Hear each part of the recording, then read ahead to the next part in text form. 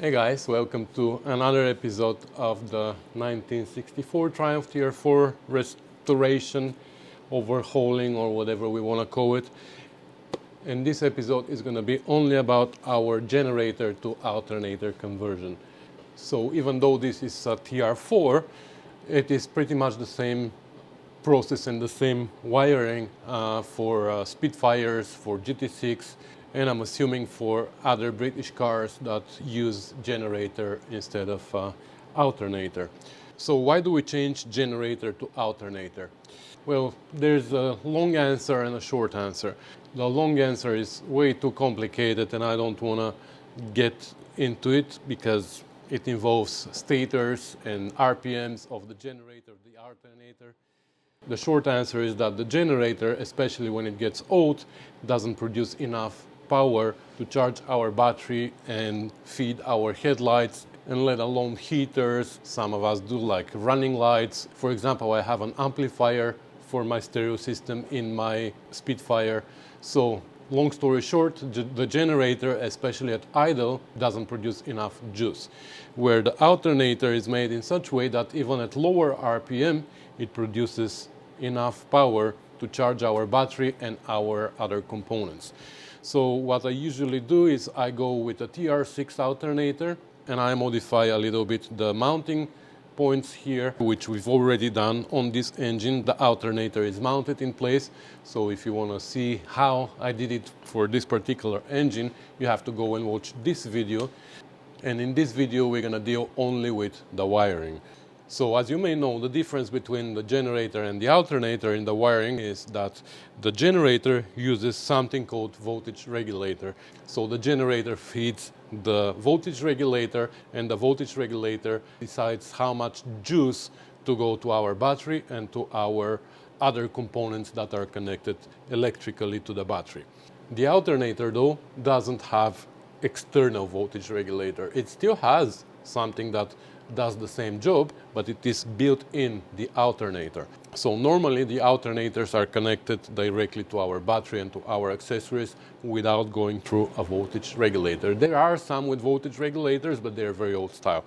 The TR6 alternator that we installed on this engine already is with built-in voltage regulator, so we need to eliminate our voltage regulator. And what I've done in the past when I converted another TR4 to an alternator and my own Spitfire, I modified the voltage regulator internally so it doesn't do its job anymore, and I still connected the wires, but internally they were connected the way they're supposed to be connected for alternator conversion. However, this made the voltage regulator just a dummy. It just looks like a voltage regulator, but it is not anymore, so you can't convert it back to generator if you want to. Here though, with the owner of this car, we decided that we want to keep the voltage regulator as it is without modifying it, and I figured out a way to do the wiring in such a way here that keeps it in intact condition, so anytime we want to, we can make this voltage regulator operational again.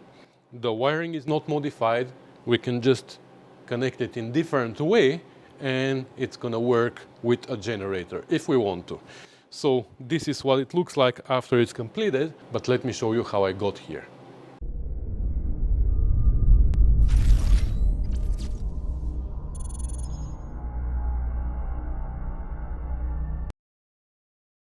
So in this part of the schematic here, you can see that our dynamo or generator used to have two wires only here. One was the main power going to the D terminal of the voltage regulator, and the other one was the field wire, again going to the voltage regulator. And here on the voltage regulator we have 5 terminals. E, which stands for earth, and it's connected directly to the body of the car. D is for dynamo, which you can see that's the same wire that comes from the dynamo. And to the same terminal we have a small wire that is connected to one side of the warning light on the dash. The F stands for field, that's where the small wire from the generator is connected. And then we have 2A terminals A and A1. So one goes to the ammeter and from there to the battery and it charges the battery. The other one goes to one of the fuses and powers up the horns and to the ignition switch, which is weird to me because it powers up the ignition switch without a fuse. So I don't know why, but anyways, so what the voltage regulator very roughly does, it connects the D terminal to A and A1 terminals. It connects them only when it feels that the battery is low and it needs to charge it. When the battery has enough charge, it disconnects the D from A and A1. For alternator though, this whole entire function of the voltage regulator is built into the alternator. So this means that the power that comes out of the alternator is already regulated. It senses how much the battery needs and that's how much power it produces, the alternator. So all we have to do now in the voltage regulator is we need to permanently connect the D terminal to A and A1, the wires that go to these terminals. And the other thing that we need to do is connect the field wire, the brown with green, to the brown with yellow. So we're going to disconnect these two and we're going to connect the big wire to these two and we're going to connect the brown with green to the little wire, brown with yellow, that goes to the warning light. What this does is when you turn the ignition on but you don't start the car, you have power to the white wire here from the ignition switch, and we have power on this side of the warning light. But since the other side of the light is connected to the field wire of the alternator, and the alternator is not producing any power because the engine is not running, the warning light senses ground through the field of the alternator. So that's why the light comes on when we are not charging. But when you start the engine and this side starts producing power, then power comes on this side. And now this light has power on both sides, which makes it stop working because it needs ground on one side to work, right? Actually, the field wire also has another function, which is to activate the alternator. If the field wire doesn't see 12 volts, the alternator won't start charging. So when we turn the ignition on, through the warning light, the field wire senses the power that comes from the ignition switch, and that's what activates the alternators. So the warning light and the field wire have double function. So just to recap again, D, A, and A1 terminals need to literally be connected permanently, and the F terminal needs to connect to the little wire that comes from the warning light. However, here on the generator, we used to have 2 wires only. Now on the connector that we're going to hook up to the alternator, we have 3 terminals. But the 2 big ones do the exact same thing. The small one is the field. The 2 big ones do the exact same thing. So it doesn't matter to which one of the 2 we're going to put this big connector. So these are the 3 wires. You see we have A, F, D, and E. So these are the 2 wires, the big wires, that we want to connect to the D wire, which is this. So these 3 need to be hooked up together. And then these 2, this is the brown with green and the brown with yellow, these are the 2 that need to be hooked up together. That's basically what we have to achieve. We're going to disconnect also this ground wire. We don't need it. I'm just going to fold it back like this here, and I'm going to insulate it with electrical tape. So like we said, we have to bridge these 3 together. So we can use the existing terminals here. We can just bridge the terminals, and this is what I came up with. Here I just want to make it clear that this here is one terminal with 3 separate spades. You can connect 3 separate wires here and they can all be hooked up together. Then this is another terminal with 3 separate spades, and this is another terminal with 3 separate spades. So we can bridge this with this, and from there we can bridge to this terminal. So now these three terminals are bridged. Unfortunately, my heaviest gauge wire is 14, so I doubled this one to match pretty much this, which is 10 gauge, because that's between this one and this one we need to have a heavy gauge, because this is where the battery charges. But then from here to here I have only one wire, because this goes to the ignition switch and from there to lights and stuff like that. And I know what you're gonna say, this is not enough. I know, that's why I made another one, so we can double even this one. So you see there's another terminal here which is not meant for spade connectors, but it works perfectly fine. And since it's just doubling up another connection, I think we're gonna be fine. Is that enough now? We have 4 14 gauge wires here and 2 14 gauge wires here. I think that's more than enough. And then we can connect these back like this, and like this, and like this. And now these three are bridged. Of course, I don't like these colors here, so I'm gonna put everything in shrink tubing. I just wanted to show you what I'm gonna do. And as for these two, like we said, the brown with green comes from the field terminal of the alternator, and the brown with yellow goes to the warning light on the dash. They need to be bridged. For these, I made this little connection. I didn't have spades without without any insulation, so I cut it off. But we can do this. We can hook them up together like that, and we can shove them behind, and nobody will know that they're not connected. Now, this whole thing here is a dummy, but it's not modified, so it can be reused anytime we want to. Of course, power goes to it, but it doesn't have ground, because we have the ground disconnected here, and we're gonna just tape it like this so it stays away. So this is not gonna operate, but even if it operates, we have everything bypassed here, so that's how it's gonna be. Now let's focus on the alternator connection. All right, here are the two wires that were connected to our generator. We have two small problems though. One problem is that they are so brittle, like look, when I bend them and the insulation breaks. I can't even bend it here, you see? As soon as I bend it, the insulation breaks. And second, they are very short, so they won't reach there at all, the alternator. So I soldered black wire. I don't have brown this gauge. Made sure that it is a solid solder and a little brown wire. I don't have brown with green, but at least brown for the small brown wire. I'm gonna shrink tube them here, including this crack here all the way to there.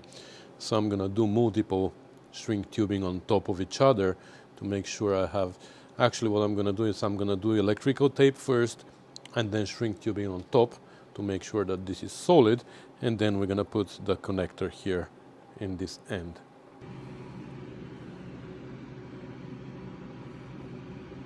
So I put the connectors here, and the big one I crimped, but then I also soldered it because this looks so flimsy. It's crazy. I just didn't trust it, so I crimped it as well. The little one is, for this wire gauge, it's perfectly good crimped. Now here, the last time I used one of these, I had a little trouble when I plugged in this into the alternator. This connector pushed out and it didn't make contact. And it took me a while to figure out that this was actually pushed back. Now here, I heard it click. So now it's not coming out. But on that one, it didn't click and it gave me lots of trouble. So make sure that when you push it in, you hear it click. Here, actually, now when I put this on, this is going to be exposed a little bit. So I'm just going to put a little bit of electrical tape here at the end. I should have put some shrink tubing, but that's fine. This M3 electrical tape is so good. I used it in the limousines all the time, And I had limousines that I built, and then they came for maintenance years later. And under the car in the salt where I used electrical tape, it was just staying no problem. So here, like we said, doesn't really matter if we use one or the other. Both big connections here do the same thing. So I'm just gonna use the one on the far end. And now we have this little cover in the back that has these notches here for the wires. So, come on, there you go. Put the send out. And I made it come away from the exhaust. I made it longer, and now it's coming away from the exhaust, and it's gonna fish this way to the alternator. I don't know if you can see something from my hands, but I do, so. Okay, and now there's a little bracket here that doesn't work very well with this plug. I mean, maybe like this. It's not gonna stop anything, but no. No, but this is plugged really well. There's nowhere to go. Well, in this case, there's nothing left but to start the car and see if it's charging. I still have to put shrink tubing here on this, like I said, but first I'm gonna make sure that everything works, right? So let's start the engine. Oh, and by the way, I also changed the temperature sender. That's the one from my GT6. So it's used, and I don't know if it is good or not, but we will see. I thought that they were different because I looked at them this way, but it turns out that the threads are the same. So we will see. Anyways, that's a good opportunity now to see if that makes any change. Okay, ignition. Oh, battery disconnected. Okay, so we have our light on. Let's see if it is gonna turn off when it starts. If it starts, I haven't started it in 3-4 days now.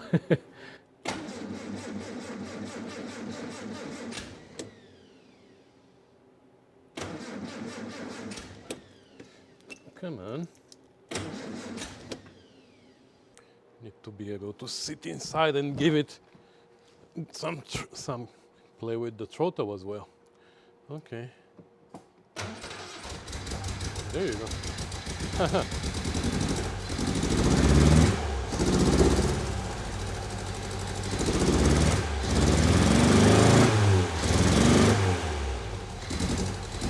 I don't know why she's running like that, but that's another story. The thing is,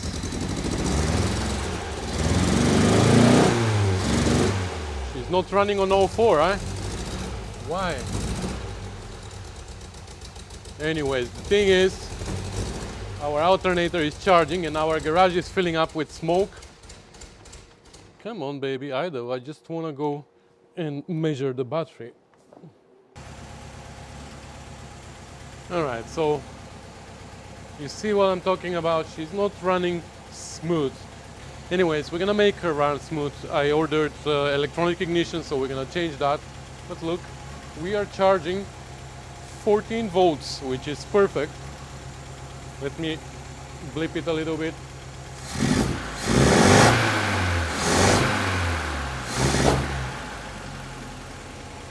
"14 volts at idle is perfect. Now with the temperature though, we still have an issue. So that is like 75 Celsius. But here, now it doesn't show anything. So the problem remains. Like I said, again, I don't know if this temperature sender is good. The thing is, if we connect this to ground, I already tried. If I connect this to ground, we go all the way up. So maybe this one is broken too. It's obviously the sender though. It's not the voltage stabilizer or the polarity, as many of you suggested, because it was gonna show the same results with this one too, right? So anyways, we're gonna figure that out later. Let me deal with those now, and I think that's gonna be the last job for today. Oh, and I forgot to mention this. Now when it's charging, the ammeter is going to the negative. Come on. Come on, it's still on. There you go. So you see it's going to negative on the negative side. So I need to reverse the polarity, I believe, on the ammeter as well. Alright, so all my bridges are wrapped in shrink tubing, so they are the same colors now. And I even wrapped these in new shrink tubing because they were all, some of them were painted white, some of them were discolored.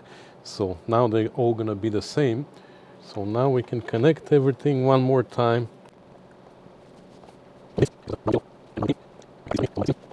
And then we have the three big ones, making sure that the brown with blue is at the top where we only have single wires here.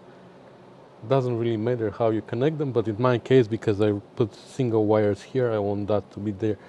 So that's it. Our wiring for generator to alternator conversion is done. So no cut wires, no modifications on the voltage regulator, which means at any point, if we want to, we can remove the bridges, we can plug in the ground, and two little brown wires we can plug in where they belong, and we can go back to generator if we want to. So that's going to be it for this video, guys. Thanks for watching. Thanks for commenting, subscribing, sharing, supporting the channel, and all that good stuff. I really appreciate it. Don't forget to check the Facebook group called Rusty Beauties, or even my website www.rustybeauties.com, even though I haven't updated it for years, so the information on it is really old. And last but not least, if you wish to support my channel a little bit, you can go to the description of this video, and there's some links there to my Patreon page, or there's an option also to make one-time donations through PayPal. But as I like to say, the financial support is not a requirement in order to have access to all my content. It's all free. The financial support is only if you feel like it, if you want to say, thank you, Elin, have a beer on me because you helped me convert my car from generator to alternator, for example, or something like that. So anyways, I'm rambling. Thanks for watching, guys, and I'll see you in the next one. Bye.